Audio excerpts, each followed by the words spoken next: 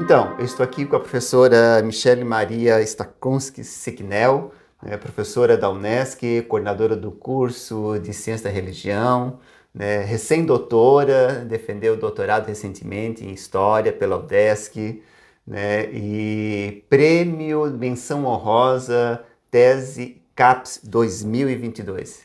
Isso é para poucos, né, Michele? É para poucos. Então, nós vamos hoje bater um papo sobre migrações, uma perspectiva geral, Brasil, mundo, esses movimentos, esses fluxos, e mais especificamente também sobre migrações ganesas em geral, aqui em Criciúma, nesse período mais recente, nessa história do tempo presente, que tem a ver, antes de a Michele começar a falar, com a tese de doutorado que ela defendeu, como eu falei, na UDESC, Zongos em Itinerância, Migrações Ganesas em Criciúma no Tempo Presente, 2014-2021. E daí, Michele, como é que é receber um prêmio Tese CAPES? Ficou feliz? Obrigada, professora Alcides, pelo convite, Gostaria de agradecer pela lembrança, e pela referência ao meu trabalho. Realmente foi uma surpresa receber um prêmio CAPES de teses, a menção honrosa. Saber que o meu trabalho ficou entre os 3 melhores do Brasil na área de História, do ano passado, foi muito, muito interessante. Primeiramente porque rompeu uma bolha. Até então, Santa Catarina não teve nenhum prêmio CAPES de teses na área de História. Opa. Então, foi o primeiro na área de História e também o primeiro na área de História do Tempo Presente. Em geral, pensando em todo esse desenvolvimento histórico dos prêmios CAPES, o foco é muito mais voltado para Brasil colonial, Brasil monárquico, poucos trabalhos que tenham como metodologia de pesquisa não apenas a ideia de uma história mais recente, como a história do tempo presente, mas também a pesquisa em história oral. Porque boa parte da minha tese, ela se desenvolveu a partir de uma metodologia de história oral, com entrevistas a migrantes aqui na região de Criciúma. Então, foi uma surpresa. Primeiro, porque a gente sempre se sente inseguro com as coisas que a gente mesmo escreve, Sim. E no segundo momento, por conta da forma como a minha tese se insere nessa questão mais de uma história recente do sul do Brasil, Claro, do sul do Brasil, claro. não é São Paulo, não é Rio de Janeiro, Saiu do eixo. Sai do eixo São Paulo, Rio de Janeiro, e de um programa de doutorado também, que é um programa recente, que é um programa que é o programa da UDESC.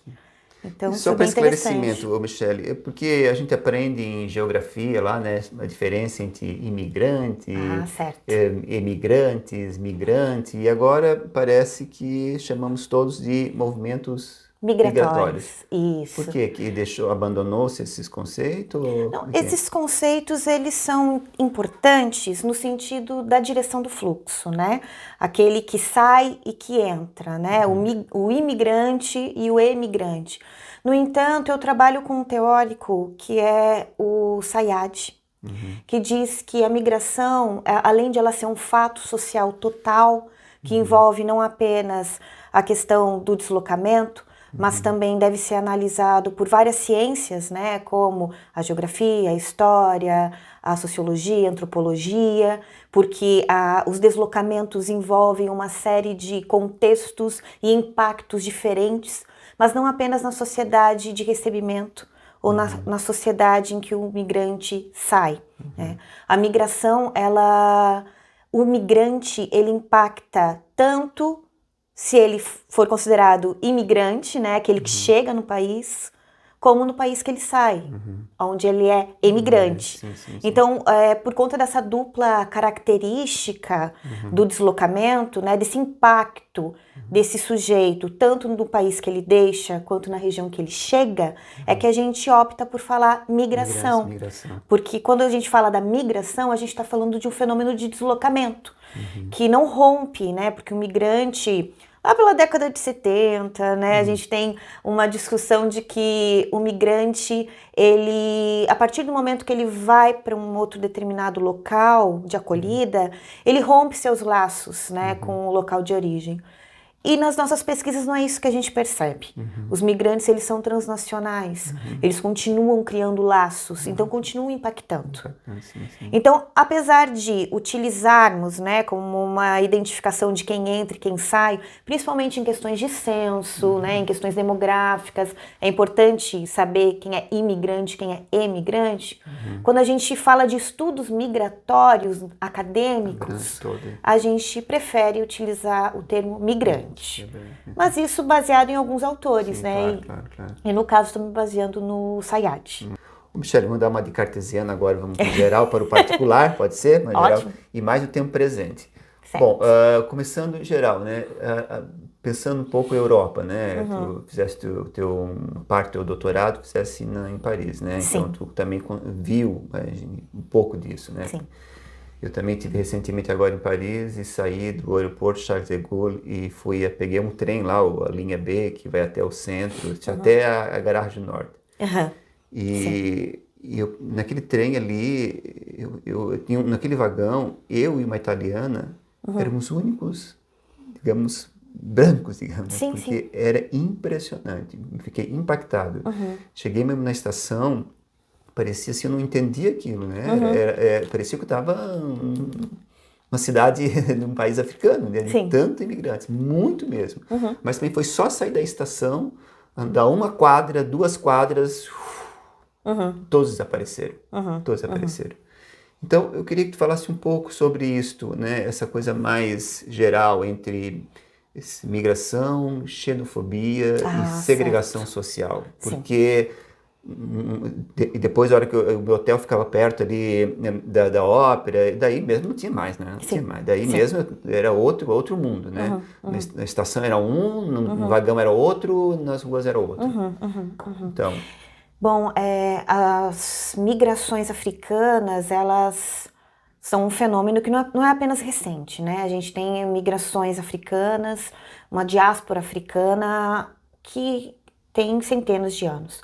No entanto, no tempo presente, a gente vê um fortalecimento desses fluxos migratórios, né? Agora, muito mais para a região do sul global, a gente vê um fortalecimento do sul global justamente por conta do recrudescimento das políticas que são chamadas de políticas crimigratórias, né? De criminalização da migração em regiões da Europa, né? A gente tem um discurso de xenofobia muito forte, que inclusive tem impactado em diversas eleições, né? Nos discursos políticos que utilizam a questão de uma falsa, né, invasão migratória que estaria modificando as paisagens urbanas e afetando a população local, modificando culturas, trazendo outras religiosidades, como por exemplo o islamismo, que é muito comum na região do Maghreb, do norte da África. Nós temos vários países que têm uma cultura islâmica muito forte. Então, a questão do islamismo, ela também ajuda a palavra ajuda é ruim, né? Mas é um dos fatores que faz com que esse discurso se fortaleça mais no momento de busca por uma espécie de bode expiatório para os problemas da crise econômica na Europa, né? E realmente a gente tem um fortalecimento desses fluxos migratórios, hoje muito mais no sul global, né? Mas até mais ou menos 2014, 2016, muito para a região da Europa. E na França, por conta de vários países que foram colonizados, que foram colônias francesas na África, a gente tem um movimento de sujeitos que se deslocam para a França por conta desse laço, que é um laço colonial, né? Paris, por ser a capital, ela é uma capital que recebe muitos migrantes. Mas é claro que essa recepção não é aquela recepção calorosa, né? Claro, claro. Esses sujeitos, eles estão às margens, naquilo que a gente vai chamar de banlieue, né? Naquele perímetro da cidade de Paris. E uma das principais saídas é justamente pela Gare du Nord, né? Esse trem que vai até essa estação, que é a maior de todas, né? Que a gente vê muitos sujeitos que são africanos, né? Ou sujeitos negros, né, nessa região, muitos migrantes. E depois esses migrantes, eles se invisibilizam no centro da cidade. Desaparece por completo. Desaparecem, né? Porque o centro, aqueles arrondissements que são próximos ao segundo, terceiro, que são onde tem a grande parte turística da cidade de Paris, né? São locais que expulsam esses sujeitos pelo valor dos aluguéis, né? Enfim, há uma expulsão, e é claro, uma expulsão que não é apenas no sentido do valor dos aluguéis, mas né, um reflexo, né, de como esses sujeitos são tratados.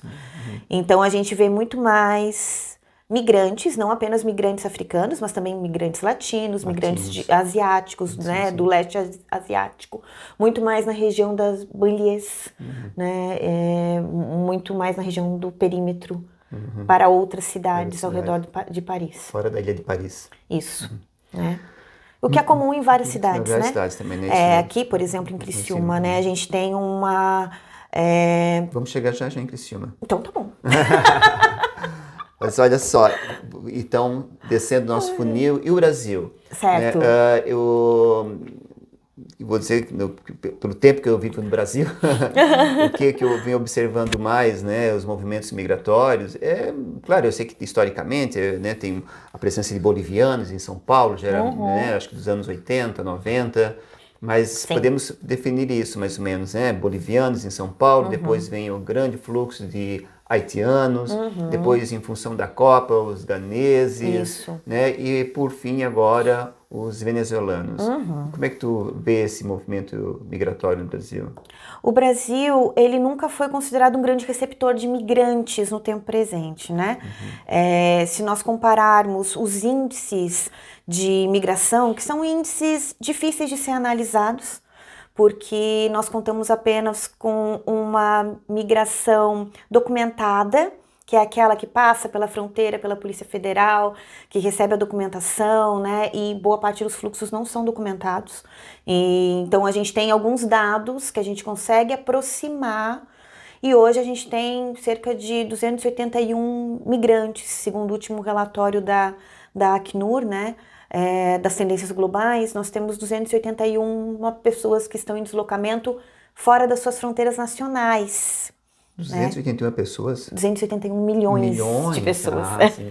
Fora das suas fronteiras nacionais, né? Em termos de refúgio, isso é quase 27 milhões que conseguiram aquilo que a gente chama de Instituto do Refúgio, que é um direito, né, que o sujeito tem quando ele se enquadra como refugiado, né, que ele faz um processo para solicitar o direito de permanecer fora das fronteiras do seu país. Enfim, né, aqui no Brasil é pelo CONARE, a gente tem um órgão, né, um órgão colegiado que vai fazer o julgamento desse processo e ver se esse sujeito migrante, ele é um migrante refugiado.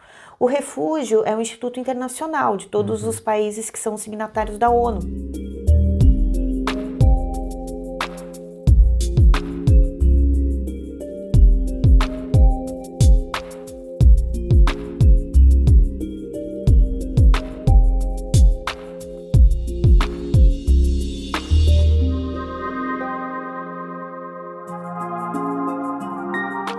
É um direito? É um direito. Porque migrar é um direito. E polêmico isso, né, Michele? É polêmico. Migrar é um direito humano, mas apenas os refugiados é que recebem aqueles que saem dos seus países por conta de fundados temores de perseguição de raça, religiosa, étnica, né? Guerras civis ou por graves atentados aos direitos humanos. E tem tratados internacionais que os países têm que receber Isso. e entender como direito. Isso. O Brasil é signatário desses tratados. O Brasil é signatário Sim. da ONU, né? Sim. Então nós temos um órgão colegiado, né, que é o CONARE, Sim. que faz esse processo. Então, os sujeitos que se enquadram nessa característica migratória de serem refugiados, eles entram com um pedido na Polícia Federal Sim. para conseguir o refúgio.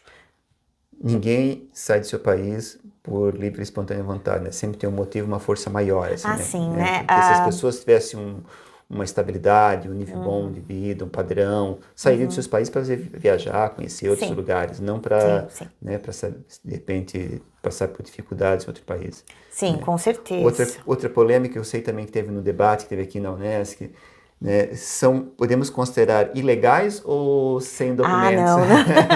Não. Indocumentados? Em termos acadêmicos e também pelos militantes, né? Que eu sou militante. Ou é só uma semântica? É uma semântica, né?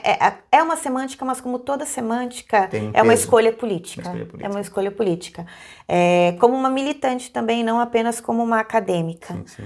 Os migrantes, eles são sujeitos que podem estar documentados ou indocumentados, mas não ilegais, né?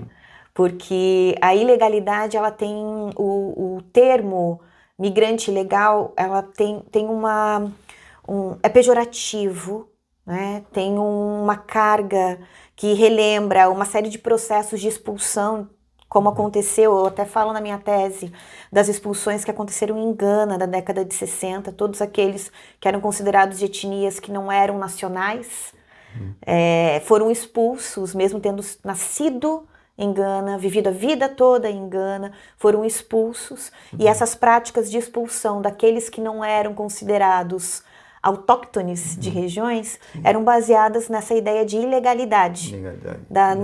De que as fronteiras nacionais, elas têm que bloquear determinados sujeitos.